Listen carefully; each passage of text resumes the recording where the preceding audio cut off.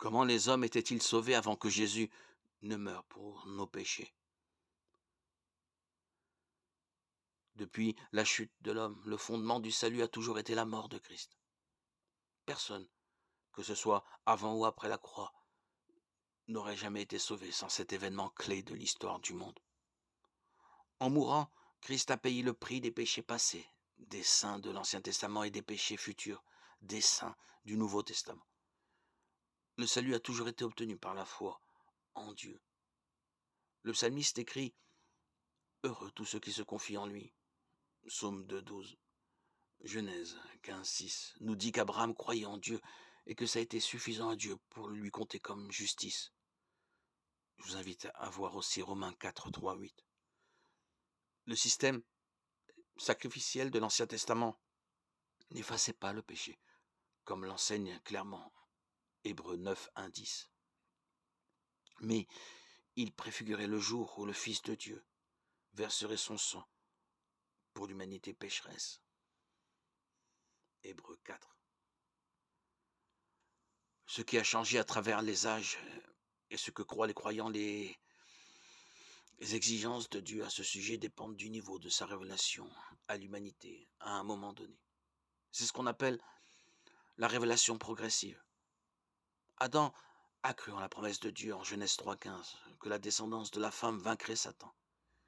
Il a manifesté sa foi par le nom qu'il a donné à Ève, verset 20. Et Dieu l'a immédiatement agréé en les couvrant de peaux de bête, verset 21.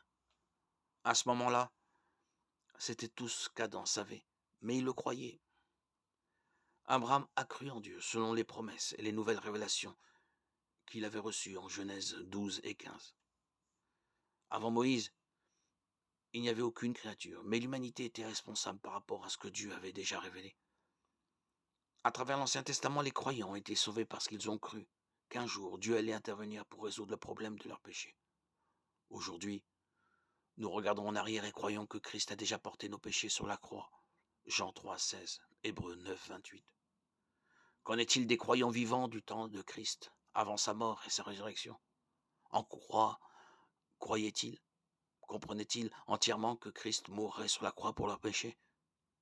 Vers la fin de son ministère, Jésus-Christ commença à montrer à ses disciples qu'il devait aller à Jérusalem beaucoup souffrir de la part des anciens, des chefs, des prêtres et des spécialistes de la loi, être mis à mort et ressusciter le troisième jour. Matthieu 16, 21, 22. Quelle fut la réaction de ses disciples à ce message? Alors Pierre le prit à part et se mit à le reprendre en disant « Que Dieu t'en garde, Seigneur, cela ne t'arrivera pas. » Pierre et les autres disciples ne connaissaient pas toute la vérité, mais ils étaient sauvés parce qu'ils croyaient ce Dieu vivant, ce Dieu qui allait intervenir pour résoudre le problème de leur péché. Ils ne savaient pas exactement comment ça se ferait, pas plus qu'Adam, Abraham, Moïse ou David, mais ils croyaient en Dieu. Aujourd'hui, nous bénéficions d'une révélation plus complète que ceux qui ont vécu avant la résurrection du Christ. Nous connaissons toute la vérité. Après avoir autrefois, à de nombreuses reprises et de bien des manières, parlé à nos ancêtres par les prophètes, Dieu, dans ces jours qui sont les derniers, nous a parlé par le Fils. Il l'a établi héritier de toutes choses. Et c'est par lui aussi qu'il a créé l'univers. Hébreux 1, 1, 2.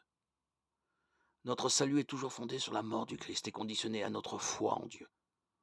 Aujourd'hui, nous croyons que Jésus-Christ est mort pour nos péchés, qu'il a été enseveli et qu'il est ressuscité le troisième jour. 1 Corinthiens 15, 3, 4.